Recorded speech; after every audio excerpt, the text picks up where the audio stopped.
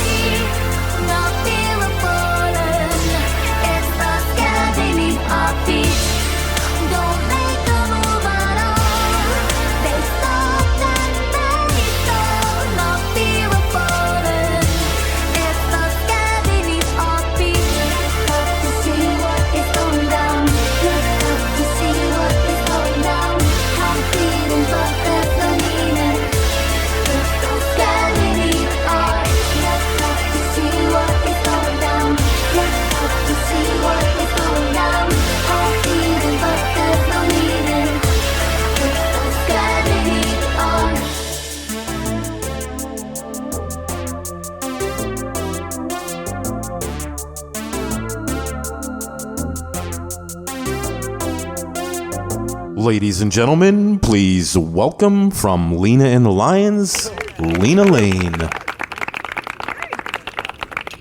Lina, how you doing? Hi, Jimmy. I'm good, thank you. How are you? I'm great. You sound great. Thank you. You sound great, too. So how's the weather there today? Freezing. Yeah. Absolutely freezing. What's the temp? I don't know. Let me check. Hang on. Let me see what Yahoo Weather says. I know here it's about 39, 40 degrees, and that's pretty cold for Myrtle Beach. Oh, really? Yeah. That's okay. So here it's 9 degrees Celsius. Wow. So it's really cold. But that's what you expect at this time of year in Yorkshire anyway. Yep. You know, the last time we spoke on the air was, I believe it was June of 2021. Since then, you guys have put out a brand new EP titled Unreal Wave. Can you talk about that a little bit? Yeah, sure. So when we recorded our album, Second Nature, we had a lot of ideas about the influences we had for it. For example, we love the 80s sounds, as you know, we spoke about that last time. Mm-hmm. And we wanted to experiment more with the synth, but there's something in us that said, but no, it's more alternative, more rock and roll. We want to keep it that way. We don't want to be completely synth. That's not what we want to do. We don't want to be known as a complete synth band because we've got a lot of rock and roll influences, such as Queen, The Police, that kind of thing. So that's why we thought, don't touch it. But then we wanted to experiment more. So we thought, let's put out an EP. It's like a remix of some of the songs and do the alternative idea we had, which is a complete synth sound. So we didn't want to miss a beat with it. So we went ahead and did complete synthwave remixes of 4 of the songs from our album Second Nature, and that's Unreal Wave. Yeah, and it came out great. This podcast is going to feature 2 tracks from that, Sky Beneath Our Feet and Relentless Love. What's the story behind those songs? Sure. So Sky Beneath Our Feet is a song about being in the moment and being true to who you are rather than following a path. It's more about experimenting with a new path and leaving a trail, being yourself, not selling your soul, especially as an artist. That really talks to me, to be true to who you really are. And it's a hard thing to do in this day and age, and embracing the sky beneath our feet, which is the earth and what we've been given, the opportunities we have, the things that we have to be grateful for. That's all these things are all around us, and that's what that song is about. And Relentless Love is about it's about me and my Walkman when I was a kid. Wow! So I got a Walkman as a present, and I was so grateful for it, and it made everything magical because I can literally have music with me everywhere I went. So I used to listen to Michael Jackson, the Grease soundtrack. For some reason, I used to really like that. The Police, no doubt. And I had all these cassettes, and I had the Flintstones soundtrack as well. I really liked that. So that was and that's what the song is about. It's about going back to a moment where, like a nostalgic moment that means a lot to you, to the listener, and kind of getting all romantical about it. Just when you remember things that make you all mushy inside, right? Those feelings. So that's what the song is about. Do you still have that Walkman and the tapes? No, I don't. Unfortunately, no. I don't even know where they are. They could be anywhere. Hopefully, somebody's got them somewhere. I'm sure my mum would have gave him away or something. But I did buy another Walkman since that I've used in my music videos, and I'm getting attached very quickly to it. So. Well, you have to have a Walkman. You're selling cassettes still, right? Exactly. So you got to have one of those, Now, you guys never disappoint with your music videos. You totally have that 80s synth pop vibe.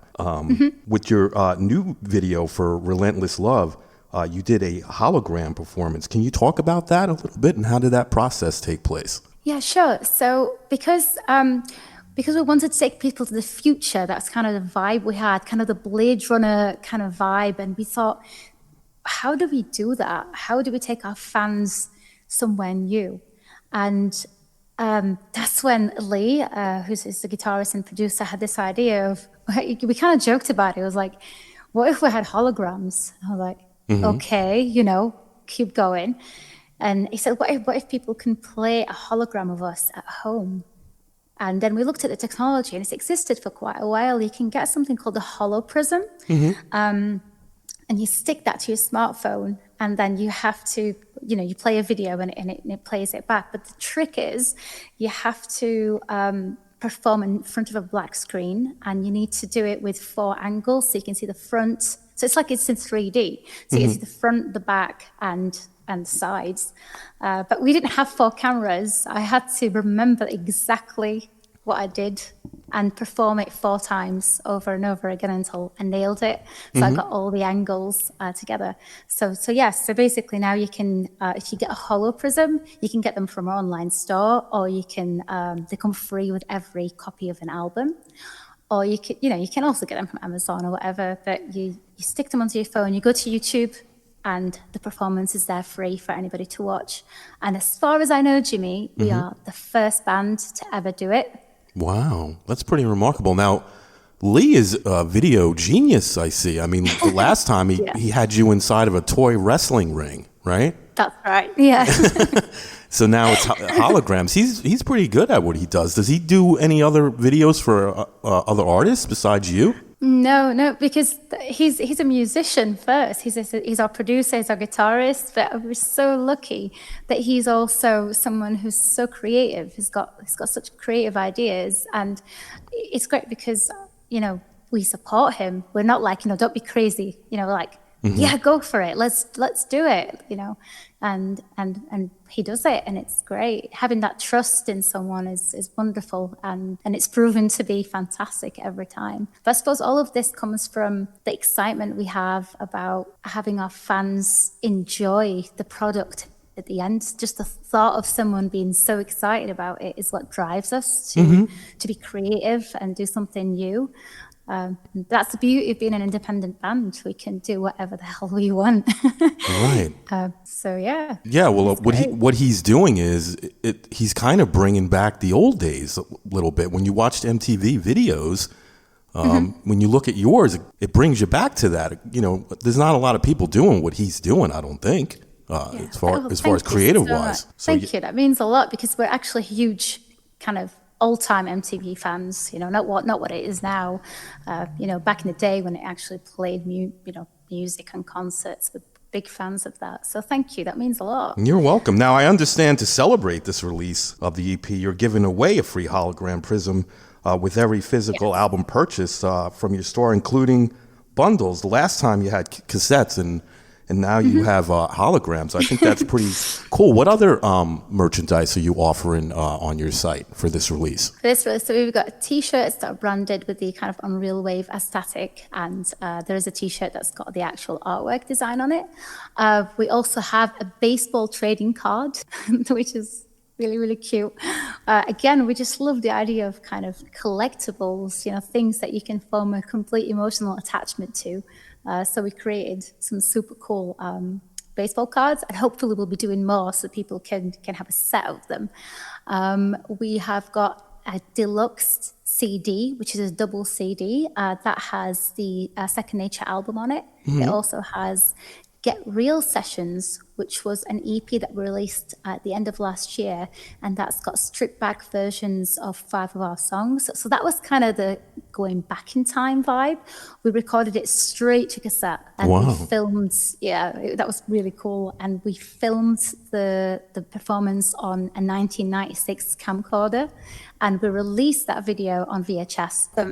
That was so awesome. I'm gonna have to dig my VHS player out of the storage unit. Yeah. So that's pretty cool. And so you can get that on a deluxe double CD. It's got the Unreal Wave EP on it. And finally, this is going to blow your mind away. Again, we were sitting there thinking, what's kind of futuristic, but also retro, you know?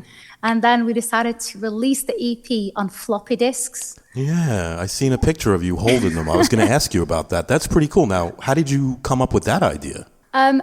Actually, it started out with a fan. One of our fans sent us a picture of our logo on a floppy. And it was so cool. And we thought, we love this. Okay, we didn't do anything with that. But then we thought, what if we released the EP on floppy disks? And again, we're like, are we crazy? You know, who's going to listen to it on floppy? And the sound quality is really low, you know, because you've got to squeeze the track so much to be able to fit it onto a floppy. So we thought, how are we going to do it? And then because the tracks are synth based, when we squashed them, when we compressed them to fit onto a floppy, it actually sounds like a video game. Wow.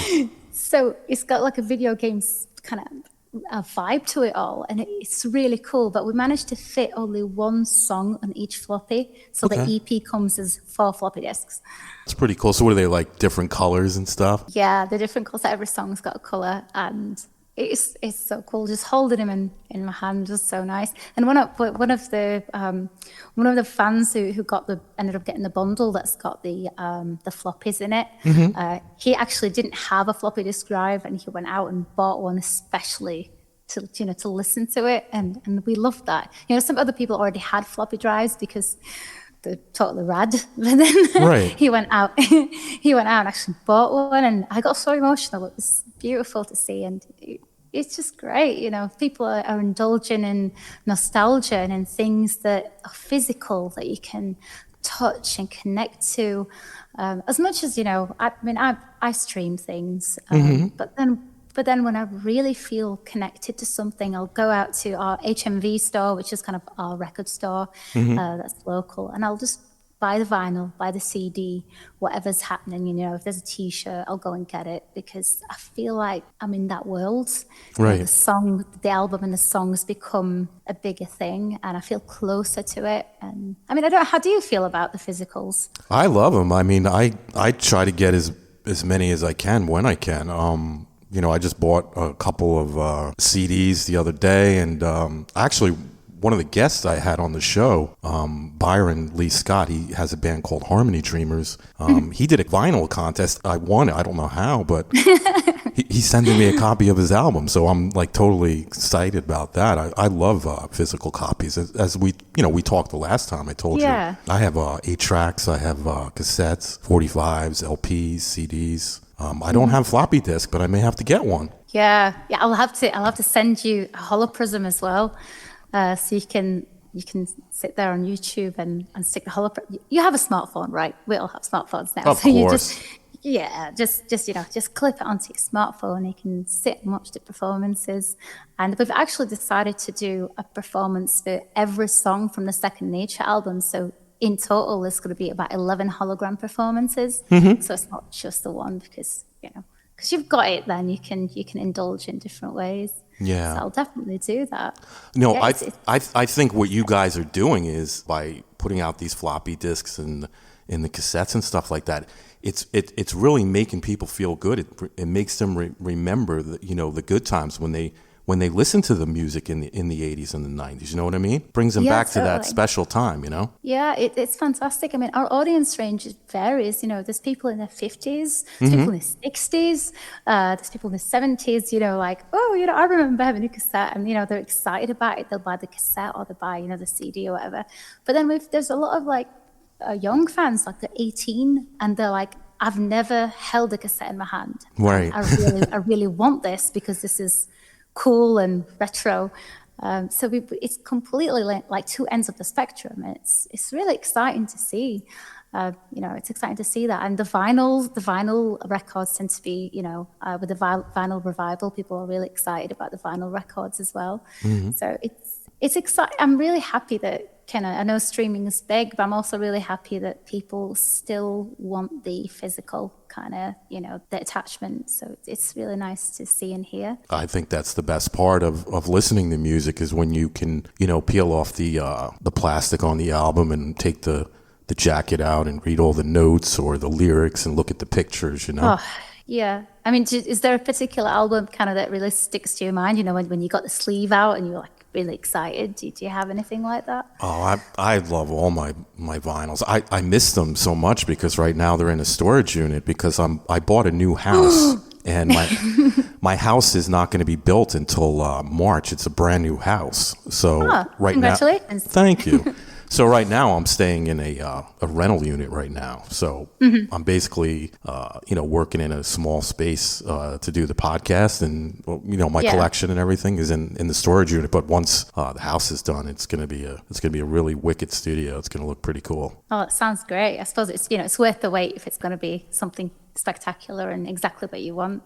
Exactly. Now, over the past few months, you guys have been posting versions of cover songs that you've been recording. I even suggested one, Rush Hour by Jane Weedland, a classic, as you know.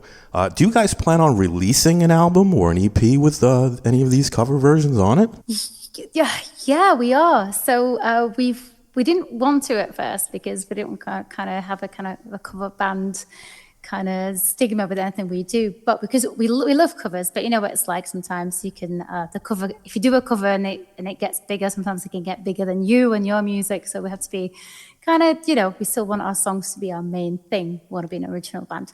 But we've had such success with the covers and people are happy with them and they really are enjoying them, and we do kind of our own thing with them anyway, that we've decided that we're going to really kind of hard consider it. So yeah, I mean, and Jane Wilden, I absolutely love Rush Hour. We did actually record it, and we have got a video coming. I think we're releasing that within the next 2 weeks. And obviously that was your request. So, and great song. Thanks for requesting it. Yeah, I can't wait to hear it, because when I listen to that song, and then I listen to you sing, I think that you can pull that off. I think you have that voice for that. So I think it's going to be great, and I'm looking forward to it. It was so funny because I told the guys in the band, and I said, Jimmy suggested Rush Hour. And they're like, oh, great song. I'm like, I've never heard of it before. And they're like, you've never heard of Rush Hour? I'm like, no. And they started singing it. They played it. I'm like, no. And they were just really confused about why I've never heard of it. I don't know. I seem to completely miss that song. And everyone's like, it's a big song. I'm like, I don't know. Yeah, when Go-Go split up, Jane made a couple of solo records, and that was her big hit, Rush Hour. She even has a video for it, too. Yeah, I watched it. She's so cool. It's the one with the dolphins. Yeah, yep. Yeah. It's fantastic. It's a great song. It's such a positive and very driving song. It's really, really awesome. So yeah, we've done a version of that, and can't wait for you to hear it, because obviously you requested it and we loved it. So yes, in a couple of weeks we're going to put that out. It's really funny because one of our fans got back to us and said, you should play shopping malls. Wow. Because that was a thing, and Tiffany played the shopping malls. We're like, oh, cool, thank you. So we were in our shopping mall literally that same week. Mm-hmm. And there's a record store there called HMV. And, they had a band on in the afternoon. So we thought it'd be so cool to play here. So we went into the store and asked if, would you like us, do you think it'd be cool to play? And they're like, absolutely. And we showed them our music and we played them, some of our records, and they loved it. And basically, after the lady said you should play a shopping mall, we are in fact playing a shopping mall this Saturday, which is really strange. Wow, what's the name of the place? What's the name of the place that you're playing at? It's called HMV. Okay, and it's inside what mall? It's inside a mall called Meadowhall Shopping Centre, and it's like 10 minutes away from where I live, and it's so cool. We walk past it, and that's kind of the only kind of record store, kind of a big record store that's national, that's left in the UK. Mm-hmm. So we're so excited. And it's just so funny that lady said, you should play a shopping mall. Then the same week, we're playing a shopping mall. So, wow. It was meant to happen, I guess. Now, is your music for sale in that record store? It's going to be that day, yes. It's going to be on the shelves, and everything's going to be there. In fact, we're going to be selling our VHS on that day, and we're going to be selling first copies of VHS in 16 years in that store. Wow. Yeah, so our VHS copies are going to be the first ones on sale in 16 years. That's so exciting. It is exciting. It's very exciting. Now, so what are you guys going to set up, like your merch table and stuff when you go do the performance and just sell everything there, right? Yes, absolutely. So some of the records I think they're going to put on a shelf, as they said we're happy to do that, which is really cool. And then we are going to set up a little merchant sign-in table so people can come and get a copy, and I'm happy to sign anything as always. So really, really excited about that. Are you guys going to sell any posters when you shoot those videos and you're in all those costumes and stuff like that? I think it would be pretty cool to get some still shots of like on a poster and sell that as well. You don't think so? That's a good idea. I've not really considered posters, but yeah. I mean, I usually do like a calendar at the end of the year, then people have got it, throughout the whole kind of 12 months, and they got a new picture every month. But yeah, that's a really good idea, Jimmy. Thank you. Yeah, you could sign them with one of those like copper Sharpies or the silver Sharpie, and then you put them in those, those cardboard, the round mailers, and you can mail them out to the fans. Totally, that's a great idea. You're full of great ideas. Do you want a job? Now, besides the mall show, do you have any other shows coming up that you want to talk about? Not at the moment. We have actually, other than this mall show, because it was such a kind of, a strange, beautiful opportunity that was, it wasn't in our plan to tour or to gig at the minute because we're working on our next album. So we're kind of eager to get the new music out and focus on that.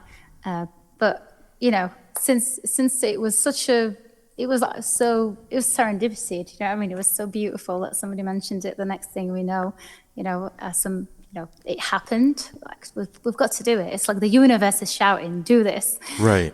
So we're excited about that. Obviously, we want to tour and we want to play different places, want to see people live, want to play live. But at the moment, we're so eager to get more music out and play a long set of lots of our material. So really excited about that. Yeah, that would be pretty cool. Now, speaking of live, you also have some versions up on YouTube. I believe it says Live 21, and you have a couple of your songs that you did live. Ever think about putting that on an EP or an album? Yeah, so I think the ones you... Oh, do you mean the ones on YouTube? Yes. Yeah, the Get Real sessions that we did, the stripped back versions, they were completely live. So we've already kind of released that as an EP. Oh, okay. Yeah, but as we're actually going to record the HMV gigs, we're going to track that. So so hopefully we might put that out. That's a good idea. You're full of good ideas. Now, will the HMV gig be streamed on Facebook Live or no? No, that was our album launch party. So that was in 2021. I think that might be the one you're talking about. So we hired a retro arcade center. We hired like a section of it. So it's still open. So there's still people playing all the retro arcades.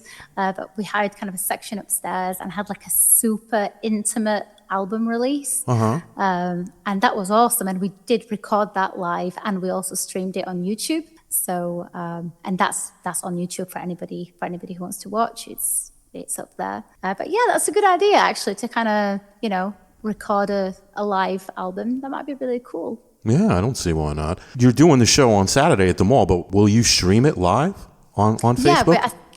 Yeah, we've me and Lina and Diddz discussed it, and we've decided we are going to stream it. We don't have the exact details yet, but I'll be putting all the info up on our socials this week. So there'll be a link for streaming and everything else. I think we're probably going to stream it on YouTube again. It's just easy for people to access. So cool. that would be really cool. Nice. Now, do you have a website you'd like to promote? Yes. So if you go to www.linaandthelions.com, that's our website, and we update it with our latest news and latest releases, and anything that's new that's happening will be on our website. Awesome. Now, is there anything you'd like to mention that we didn't talk about today? Let me think. Yeah, when we do visit the USA, shall we do this in person? Yeah, we definitely can if you ever come here. Hell yeah. Yeah. That'd be great. We can set up a camera and maybe stream it on YouTube or something, do something different. Yeah, you guys got to try to get some shows in the U.S., New York, L.A. You could probably do. That would be pretty absolutely. Cool. Maybe I'd love to. Come to Myrtle Beach, too. That's great. I mean, I love South Carolina. From what I hear and read about it, I love an author called Nicholas Sparks. He's like really girly, but I really like him. He's like my guilty pleasure. I'll sit there with a glass of wine and read the books. But he bases a lot of his stories in North and South Carolina, so I kind of feel close to the area. So because of that amount of reading I do, but I'd love to visit. Absolutely. Now, when you do your live show, do you do, besides your music, you do covers as well, right? We at the moment we only do like one or two maximum. But we do try and keep it at two, really. It's majority is the original stuff. Because sometimes, when people are new to you, somebody's never heard any of your songs, a lot of the time people have come to see you, so they know, right. They know what to expect, they know your music. But if there's complete strangers, completely cold audience, the cover kind of eases them into the show sometimes, I feel anyway. I feel like, I can sing along to this one. Right. And it kind of opens the ears a little bit to tune into everything else. But that's kind of my opinion. I found that through gigging, that it's a nice thing to put in there. But majority is definitely just the original stuff. That's awesome. So what do you guys got planned today? Studio again? Yeah, some studio. But I'm rehearsing for the show. It's funny because you mentioned covers. We're actually covering Psycho Killer, Running Up That Hill, and Time After Time for the HMV show. Wow. So we've done some cool kind of synth vibe arrangements for it. So the plan is to nail them tonight. Awesome. Make sure they're ready to go. Well, Lina, I want to thank you so much for coming on the show today. I really dig this EP, and I want to wish you you're welcome. I want to wish you the best of luck with your show this weekend. It's always a pleasure talking to you. I love your show, and whenever I get a chance, when I'm driving, sometimes I'll stick the Mixcloud on and I'll have a listen to the podcast. And I love your voice. I love the questions you ask, and yeah, I just adore what you do. You're very in with the music vibe. It's great. I love it. Awesome. Well, I really appreciate that. And like I said, best of luck with this EP. And I wish you and Lee and the rest of the gang a very happy Thanksgiving and a happy holiday season. Oh, thank you. Same to you. And I will get a holoprism over to you. If you let me know the details, I'll hit you up with a holoprism so you can watch some holograms. Awesome. All right. Well, you have a great day. All right. Thank you. You too, Jimmy. All the best of luck. And like you said, happy Thanksgiving, happy holiday season to you too. All right. Take care. Thank you too. Bye-bye. Bye-bye.